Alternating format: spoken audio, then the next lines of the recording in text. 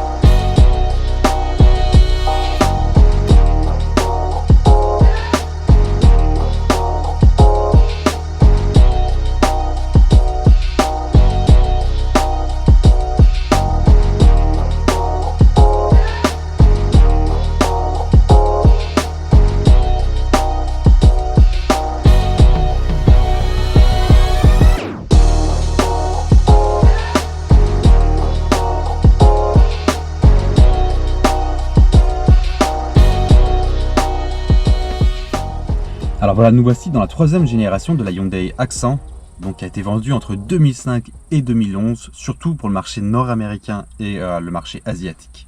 Alors je vous montre une photo quand même de la génération d'avant, de la génération d'après et de la génération actuelle. Donc la troisième génération, donc celle-ci, a été vendue sous deux formes, la forme 3 portes et la forme 4 portes.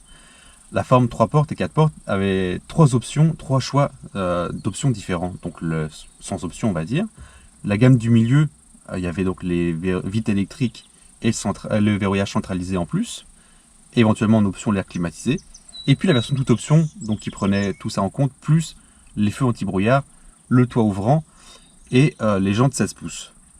Il y a eu aussi une version SR vendue au Canada uniquement de 500 exemplaires avec l'extérieur différent, vous pouvez voir sur la photo ici, plus les 4 freins à disque ainsi que des barres et des suspensions renforcées. Alors les Hyundai Accent ont été vendus en plusieurs couleurs différentes. Il y a le blanc, le gris, le orange ou marron, le bleu et aussi le noir. Il y avait aussi en option pendant quelques années le vert pomme. Alors niveau motorisation, donc en Amérique du Nord il y a eu uniquement le 1,6 litre disponible de 110 chevaux. Et en Asie, il y a eu le 1,4 litre. Et puis éventuellement, il y a le diesel, turbo diesel 1,5 litre qui a été vendu un petit peu partout à travers la planète. Alors le 1,6 litre, celui de cette génération, de cette voiture-là, a 145 Nm de couple et est couplé avec la boîte manuelle 5 vitesses ou en option la boîte automatique.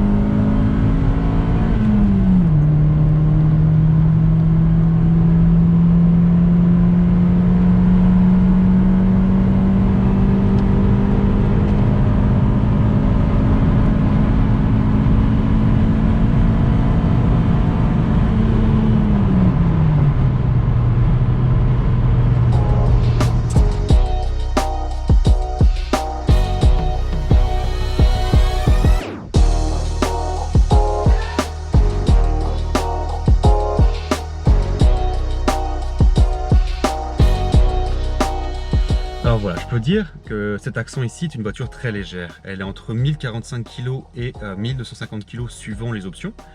Ça se sent beaucoup. En plus de ça, l'angle de braquage est très bon, comme vous pouvez voir dans la vidéo ici.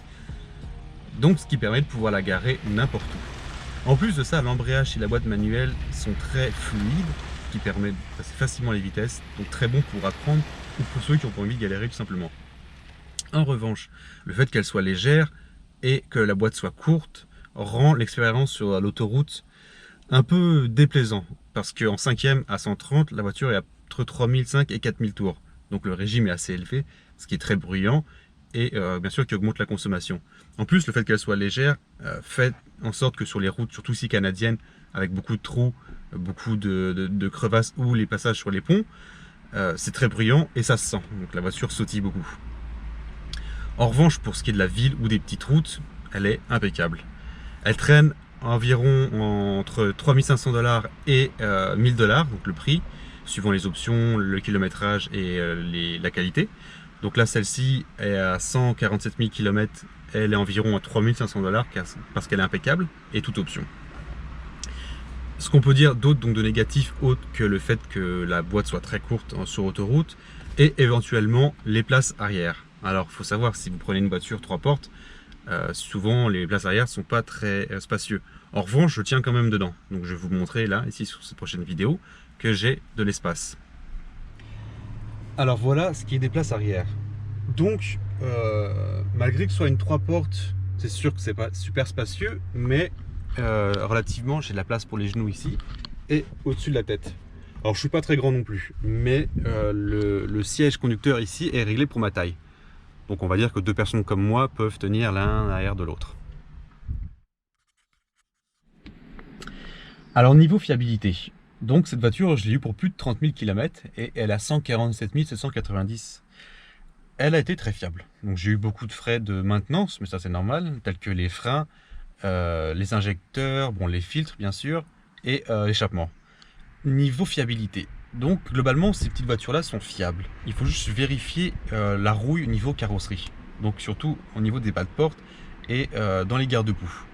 Donc il est sûr qu'ici, avec tout le sel qu'il y a au Canada, en hiver ça mange très vite, mais je peux quand même dire que c'est une voiture fiable. Donc si vous pouvez en trouver une bonne condition en dessous de 3500 $, je vous dis essayez-la. Si ça vous plaît, si tout vous paraît convenable, prenez-la. Alors nous voici à la fin de la vidéo, j'espère que ça vous a plu, donc la revue de l'Accent 2008 au complet. J'ai d'autres revues de prévues, donc j'ai la Mini Cooper comme vous avez peut-être vu sur la vidéo d'avant, plus d'autres voitures. Alors je vous invite à vous abonner, à mettre un petit j'aime, un petit commentaire si ça vous plaît, même si ça vous plaît pas, hein, vous pouvez mettre un commentaire. Et sur ce, je vous souhaite une excellente fin de journée. Ici il va faire 28 degrés en l'après-midi, avec un peu d'orage, mais je prends quand même. Alors sur ce, je vous dis ciao ciao.